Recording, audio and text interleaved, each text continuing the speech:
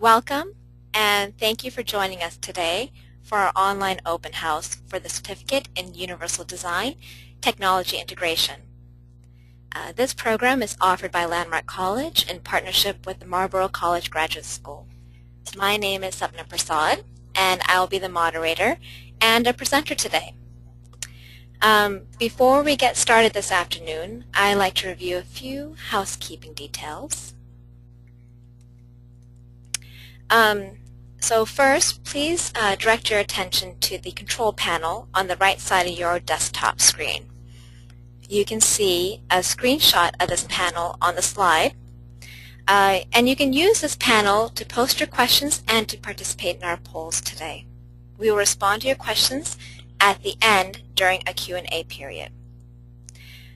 Also, a recording of this presentation will be posted on our website, and that address is www.landmark.edu. Okay. So, today's presenters are Linda Hecker, Lead Education Specialist of the Landmark College Institute for Research and Training, Jeff Burgess, an Associate Professor in the Communications and Education Departments at Landmark College, and myself, Sapna Prasad, a Research and Education Specialist at the Landmark College Institute for Research and Training. All three of us are also instructors in the certificate program, so we're going to give you an insider's look into the courses that we teach. So that's who we are. Now let's find out who you are. I am going to launch a poll so you can tell us about your affiliation. So give me a second here with that. Okay. So you should be able to see a poll in front of you, and please let us know your affiliation.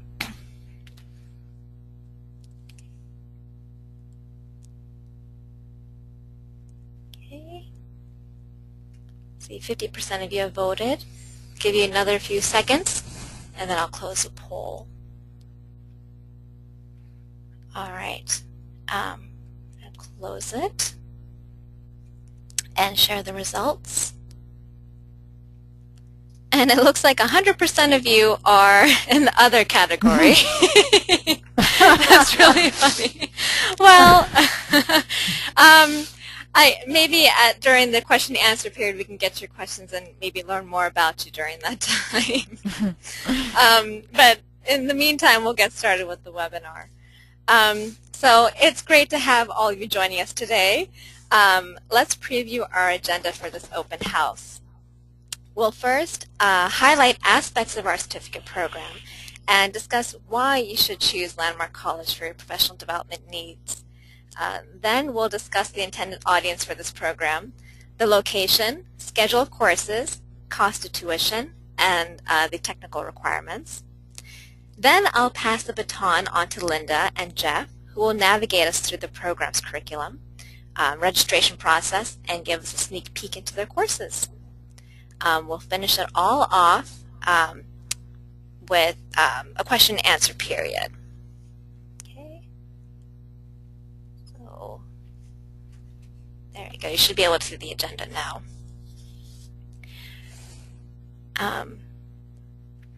So let's begin with the program itself. Each course of the program is designed to foster an understanding of learning differences among students while providing evidence-based practices using universal design and emerging technologies. What makes this certificate program unique, though, is the fact that participants have the opportunity to observe how Landmark instructors teach and promote universal design. The courses are taught by experienced Landmark faculty and expert researchers who have many years of experience in working with students who learn differently. Excuse me. You will also receive hands-on practice with assistive technology tools, for example, Kurzweil or Dragon or Inspiration. And these tools will help you create accessible instruction for your own educational settings. The certificate program is intended for post-bachelor's degree professionals. This includes general classroom teachers, special education teachers, counselors, transition coordinators, college faculty, and post-secondary disability service providers who work with students in secondary and post-secondary settings.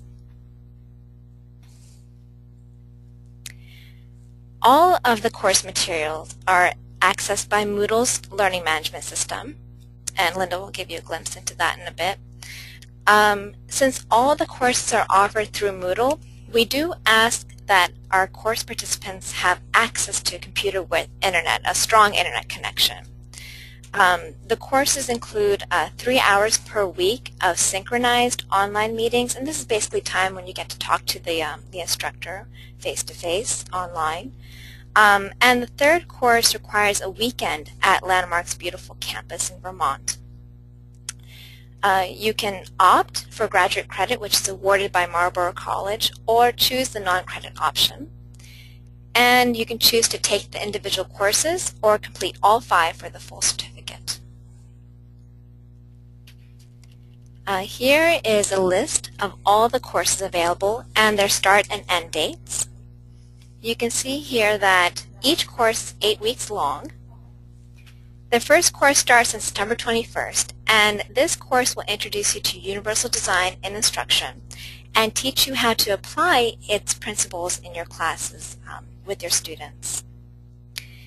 The second course will give you a core understanding of learning theories and best practices for working effectively with students who learn differently, and Linda again will give you a sneak peek into this specific course on her Moodle site. The third course starts with a face-to-face session in Vermont, and this basically is a time for you to get your hands in some interactive sessions with the assistive and inclusive technology. Then the fourth course will address ways to infuse the principles of universal design in the planning of e-learning components for your classroom, and this is a course that Jeff teaches, and he'll give you a sneak peek into that course. The final course asks participants to visit Landmark College and to complete a capstone project. This capstone project is basically a culmination of everything you learned in the certificate program. This project has a flexible format, and it can be tailored to your schedule, so you can come during the summer of 2014.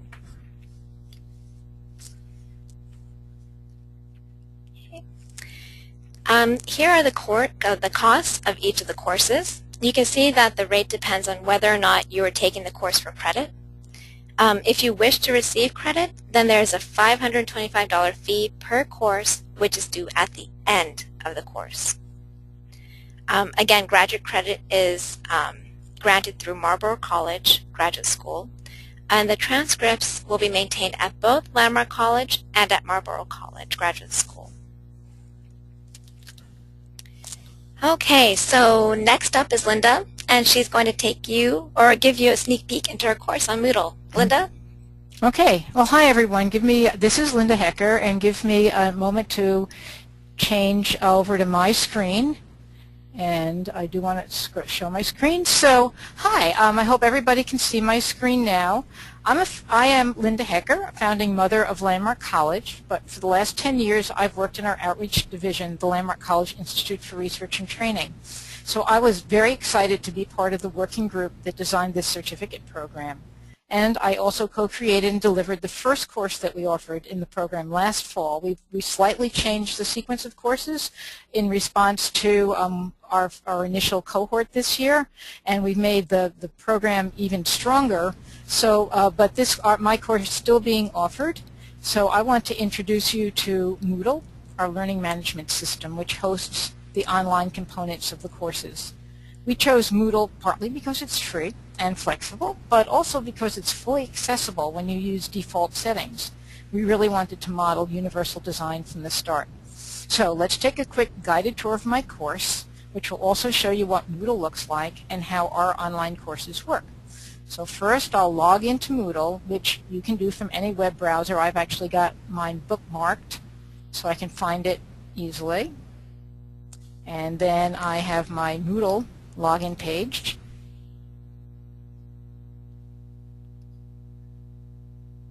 And this is, your Moodle page will look something like this. Notice there's a message there. I'm going to ignore that for now. Messages appear like as a banner when new messages come up. And you can see that different areas of the page contain different kinds of information, such as events, a calendar, any special messages. And I can change the way things are organized on my home page to include more items or fewer items. For instance, I can hide the calendar, make it small, or if I don't want it all together, I can move it to the side. So you have a lot of individual choices about how your home page and your Moodle pages look. I like to minimize distractions, so I tend to move things to the side. And here we are in my course, which is now called Cerebrodiversity, serving students who learn differently. And first I'd like to roll out the welcome mat and welcome you warmly. So each of our online courses follows a similar format, and therefore it looks similar on your Moodle page. Each course starts with some basic information, course overview and introduction, and you'll want to reference this during the course, so we leave it right up front here. So we've got things like the syllabus, important announcements, how to get support, objectives, and so on. And each different kind of information has its own visual icon to help you navigate. So for instance, interactive features like a discussion board and a question board have an icon that shows two people face to face. Most of our online courses are divided into weekly units. Each course runs for about 8 weeks, and each weekly unit focuses on a specific topic. So for instance, my course starts with a unit on theories of learning, followed by an overview of language-based disabilities such as dyslexia. And each unit also follows a similar format, beginning with a participation prompt. This is to stimulate class discussion, get you thinking about the week's content. And then we have the weekly objectives and resources, such as the readings, the videos, and other content, and also a list of the assignments for that week. So from week to week, you can always find key information right up front. In my course, after you've read some articles or watched some multimedia content, you're invited to reflect and comment via discussion questions that we call participation prompts, and you can see them in various places here. We invite you to post your comments and to respond to your fellow students, not just the instructor, for a lively interaction. So, what does a lesson actually look like? Let's visit the unit or module on dyscalculia, or math learning disabilities. The opening participation prompt includes a couple of videos for you to watch. So we try to infuse the course with media. So there's a couple of videos that we ask you to watch and react to, and then after you view the videos, you're asked to reflect on your own experiences with mathematics and the experiences of students and adults that you know. Why is mathematics so difficult for so many of us? Have you come across any educational practices or approaches that you feel work particularly well? Are there any fundamental difficulties associated with learning math that you believe cannot be easily overcome? So we ask you to think deeply and reflect, and to share your reflections with each other. And you're given more readings and more multimedia content interspersed with discussions, as well as specific assignments to complete and email to the instructor via the assignment Dropbox. So you'll be able to view your specific and cumulative course grades and comments online as well. So what did students think about this course? Here's one student's response. This course set the tone and pace for what was to come. Upon reflection, I felt pushed and pulled at the same time. I was learning so many new things all at once. What I did during this course was embed every new piece of information and immediately began applying it with my students, colleagues, and the whole school. I found myself talking with doctors, psychologists, and lawyers differently. I raised questions about their approaches and was able to further complement their assessment on a student or a situation. While the workload was tremendous, I felt energized and enthusiastic while working through every week. So, on that optimistic note, I'm going to hand this off to my colleague Jeff Burgess, who taught the last course in the sequence before the individualized capstone project. And I'm happy to say that we had our first capstone project and graduation just a few weeks ago on our campus here.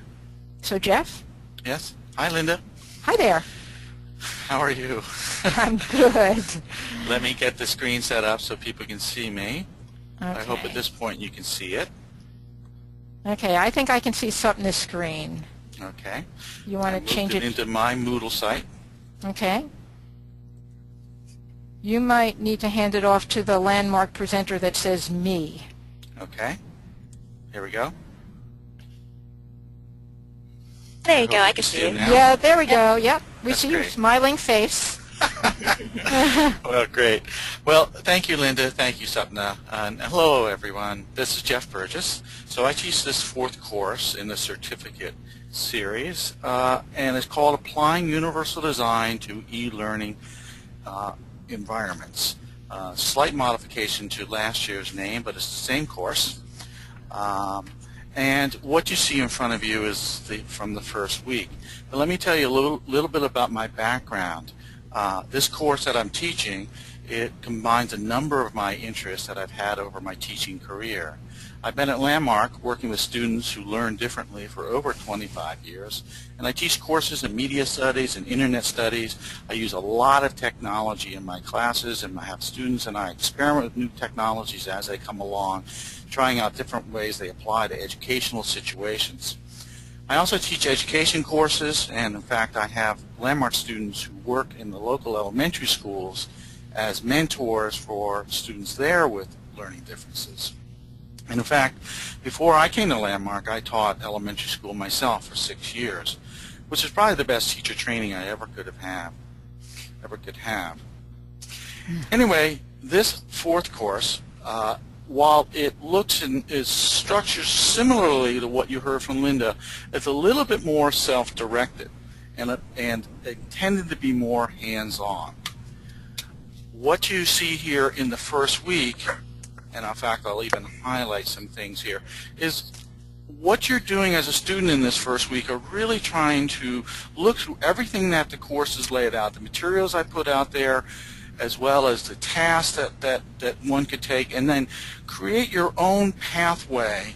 Identify for yourself what your professional goals are, what the population students you work with, what would be most suitable for you at this point, because this is really about applying universal design and integrating technology to be able to support the universal design practices that you have. So that's what the first week is about. And then I'm going to scroll down and show you one of the final assignments. And as I do this, you can see a lot of, actually, let me scroll down. A lot of the stuff is kind of put away. You can't get to it. But we can get to this last part. In the last week, I'm asking you to create an e-toolbox. So at this point, you get to pull together all the different technologies and strategies that you've been looking at, things that you knew before you came to this course, but now you've gone a little further with, or new things that you've learned from me, you've learned from your fellow students, things that you've tried out while the course has gone on, that you've kind of tried in your classes or talked to your colleagues at work about. So now you can kind of pull that all together. I want to show you a couple examples of the e-toolbox from this past year that students have given me permission to share with you. The first one here is very straightforward. I'm going to pull up an Excel sheet. And I'm going to give it a second here so hopefully you can see it there. So if you see this Excel sheet, you'll notice on the left that we have on the column to the left we have these different technologies. In fact, this woman who created this actually starts with the photocopier. Quite interesting. Of course, it's a technology that some of us use. Many of us need this. And she goes further. She has over 30 different technologies that she's familiar with, that are in her toolbox, that are relevant to her situation. And of course, they start with things that we come pretty straightforward, like a copier, and they get even more kind of more cutting edge, I guess, as you go down the list. We don't have time to show you all of them, but if you look across the top part of this Excel sheet, there are different categories that I kind of laid out. I suggested to the students, how would you kind of map these? What are the different things? Because not only is this toolbox useful for you, because it is, and it's something you can keep building and expanding upon, but it's a resource that you can provide for others, people at your workplace or in any other kind of professional settings you're in. So again, I don't have time to go over the entire toolbox and how it's laid out here, but there are a number of different categories. There are 7 or 8 going here to the right, including things like analyzing cost concerns or costs, application of universal design, and things like that. Now let me show you a second example of a e-toolbox. And this is a website. Now this student had recently become a technology coordinator for the middle school that she worked at, and she had already created this site, or at least built the basics of it, the structure of it, before she took my course. And then she was excited she could take all the things she learned over this course and start to put together all these different classroom tools that she would be using as a resource for herself and her colleagues. So, and these are all hyperlinks, so if you click on any one of these, you can get into much more information, and then little videos and demonstrations and how to use them and things like that. So you can see these are a number of different technologies that she knew about or had explored through the course and felt like would be useful for her learning situation. So I hope that you find that I found it really interesting and fascinating. I learned so much by doing this. I want to conclude my show and tell part of this course by quoting one of my students.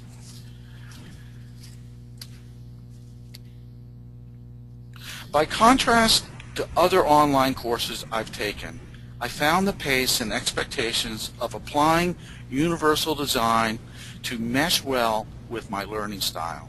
I appreciate the opportunity to take initiative and plan out my steps for working through the material. Too often I've taken classes which teach about best practices in online learning and yet use traditional teaching styles. I think my greatest challenge was adapting the topics to my own experience and similarly sharing my knowledge to make it meaningful to others.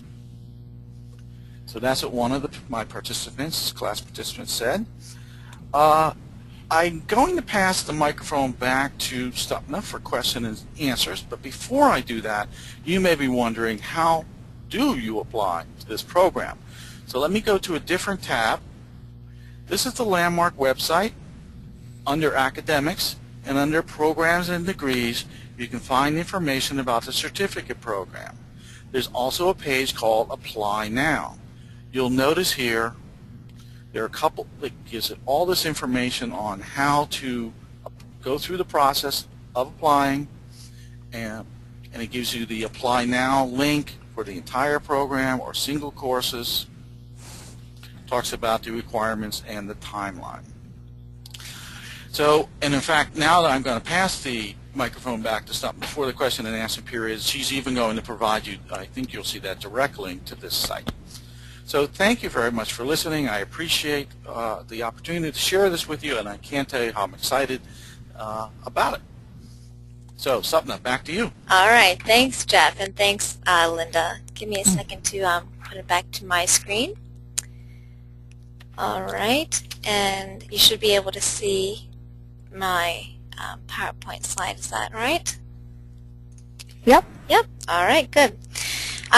Okay, so thanks again, Jeff and Linda, for presenting that preview of the courses. At this time, we will start the question and answer session and take some participants' questions. Before I forget, this is a website here that Jeff was talking about to register for the program. So to register online, you can go to www.landmark.edu/certificates. Okay, so let's start the Q&A period. If you have not already entered your questions, please do so at this time. And let's see, are there any questions posted? I have one question here, Jeff and Linda, that asks, can you do the program all online? That's a good question. Actually, that question comes up quite often. And the answer is no, you can't do the entire program online, but you can do it almost the entire program online. There are two relatively brief residential requirements. One is one weekend at the beginning of the technology course, which I think will start in February this year, next year.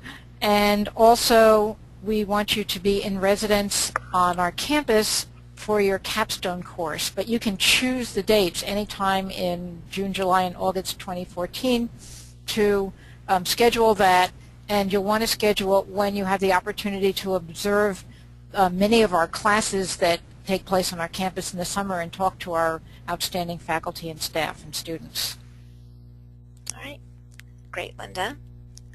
We have another question here about the admission requirements, and I can take this one. So what are the admission requirements? For this program, we ask that you complete an application form, provide a copy of your bachelor's degree or a transcript, and a resume and a personal statement. And for more details about that, you can go to that registration page, which gives you all the details about how to do that. All right, and I have another question about how long it will take to complete the program. Does anyone want to answer that one? I guess I should take a turn, although I think it's Sapna, you had a screen there that had the dates. I did. Slide. Probably that would be a good way to go. There you go. So it begins September 23rd, and we deliberately actually, designed... I think it's actually September 21st. I think. Oh. But I think that's a Saturday, but there may be a little flex about that. So. I see. Yeah. Well, the point I was going to make is this gives those working professionals who start a school year or school semester, usually early September, or late August, early September, this gives them a chance to kind of settle into that work and then be able to begin this program. You'll notice then it goes through the year. I think there's a week or two between the different courses, again to give people a little chance to process and a little downtime. And then the summer, as you see, is flexible, and Linda talked a little bit about that, kind of based on your schedule and the arrangement you work with your capstone advisor. All right, great, Jeff. Okay, we have one more question. How involved is assistive technology for communication devices? So that's one of the questions. I'll repeat it again. How involved is assistive technology for communication devices? And there's a question mark after that. How involved? I'm not sure what the question is asking. So maybe someone else should. Yeah, well, okay, so she's expanded upon it. Okay. So she says, I think it's she. So will this help with becoming an assistive technology professional? Well, I would say definitely. There's not only one entire course that's devoted to exploring and learning to become proficient with assistive technology, but the universal design framework that we talk about in every course is sort of like a framework for thinking about how best to apply technology to your particular student profile or your particular student population so that all students have good access. So I'd say technology is deeply embedded within everything, and it's part of the overall philosophy of the course. And you will have an opportunity to be exposed to a whole range of technologies as well as become really familiar with using them yourself. And most important, I think a lot of technology programs that I see focus on the technology tools, on the what they can do, and what you know, the kind of the how-to of how to do a particular function, whereas we focus on how do you implement them within a research-based, evidence-based pedagogy for teaching students. So we start with, you know, what's the best way to teach this, and then what are the tools that best support that? Okay. And there's an add-on to this. I think I'd like to make a comment about that. Sure. Yeah. Because I think sometimes we think about assistive technology specifically in the learning context, and Linda, you covered that, and that's what we do. Some assistive technologies are more for individuals with physical differences to kind of conduct life, essentially, to participate in life, and that's not our area. Right. Okay. Go ahead. I see another question. What are the job outcomes of this certificate? Well, we've had a variety of participants, from classroom teachers to school administrators to independent educational consultants to resource room personnel take this course. So I think people from across all of those areas felt that it was a valuable contribution to their work. All right, so that's about it for questions. Thank you, everyone, for your questions.